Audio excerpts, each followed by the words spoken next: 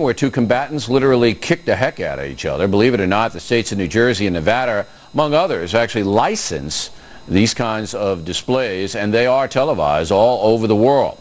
Now, some states like New York ban ultimate fighting because of the danger that's obviously present. Remember, many prize fighters suffer brain injuries, Muhammad Ali being the best example.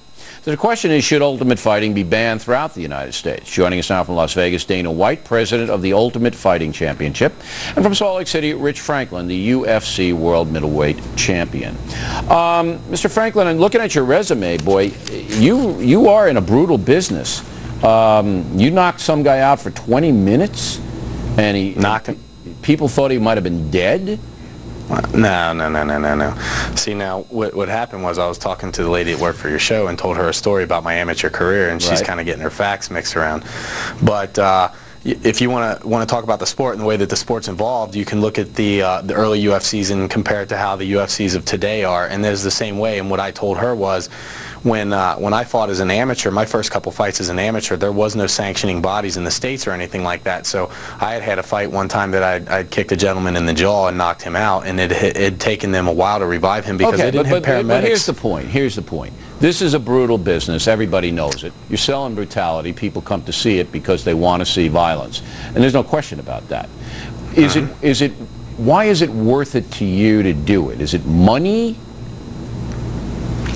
Well, you know, first of all, Bill, I used to be a high school teacher, and I gave up a career as a teacher to pursue something that I had as a dream as a child, and that is to be a professional athlete.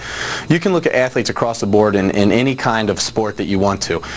You can look at head trauma injuries with soccer, doing head balls. You can look at the number of knee surgeries that professional football players have and stuff like that. And I'm a 31-year-old athlete, and if I take my health into consideration and how I feel on a daily basis, I feel great when I wake up in the morning. I don't have to take a half a dozen Vicodins just to get out of bed. All right, you know. But do you do it for money? I mean, because there's not that much money in it, is there? How much money do you make a year? I make way more money than I would have made as a teacher, well, okay. And to say that I'm not money motivated would be a lie. But that's not the only reason why I do this. I can wake up in the morning and teach mathematics and grade papers all day long, or I can come into the gym and work out. And this is something I'd be doing anyway. I have a passion for combat. Now, Mr. White, you can surely understand when we see Muhammad Ali, perhaps the greatest American athlete ever, in the stages of Parkinson's, when you see what happens to prize fighters, and the brutality in your sport maybe triple what is in prize fighting. You can see why people will say, look, it's too much. You know, what are we, ancient Rome here? Is it going to be like lions in the ring next? You can understand that, can't you? Not at all. This is mixed martial arts, and there's no correlation between Parkinson's disease and Muhammad Ali. And well, what do you mean? This sport is actually safer than professional boxing. And professional boxing, this is safer than professional boxing, where you can kick absolutely people? The goal is, in professional boxing, to stand in front of each other for 12 rounds, and I either hit you so hard in the head that I knock you unconscious, or I punch you in the head more times than you punch me in the head. In this sport, there's several ways to win. You can kick, punch, knee, elbow, you can go to the ground, use submissions. Well, let me get this straight. Mr. White, you're telling me that it's safer to be a boxer than to go into ultimate fighting, where you're in a little cage and you can kick somebody, use your elbow, your knee, you can just beat the living daylights out of them any way, in shape or form. Come on, who's going to buy that? Absolutely. There's never been a death or serious injury in the 12-year history of the Ultimate Fighting Championship. All right, but there's been a British study that shows, the British Journal of Sports Medicine suggests that your sport is 3 times as dangerous as prize fighting.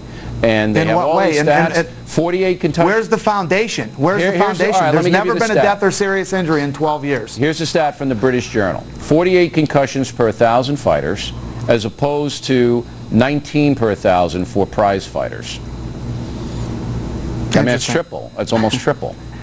Well, I can tell you there's never been a death or serious injury in the 12-year history. Am I sitting here telling you that this is a safe sport? There's obviously risks every time two athletes get in a combat situation, but there's tons of injuries in football. I know more people injured playing high school football than I do injured in fighting. All right, Mr. Franklin, one more. How long are you going to do this, and are you worried you're going to wind up like Muhammad Ali? I'm not worried I'm going to wind up like Muhammad Ali at all. I know that there are risks with this sport. It's What's wrong with Muhammad Ali? Muhammad Ali has Parkinson's disease. Yeah, and he got it from being punched in the head. He got it from being punched in the head. Yeah. Is that a fact, doctor? Well, that's what he says. Again, Mr. Franklin, how long are you going to be in here? As long as I'm healthy, I'll keep fighting. And you're not worried about winding up when you're 45? The Quarry brothers both just died. It's a risk I'm willing to take. It's just a job hazard. I would rather be doing this than working in a chemical plant and have to worry about getting cancer of the lungs from breathing in fumes all day long. All right, gentlemen. We appreciate you coming on. Next, we'll wrap things up with the most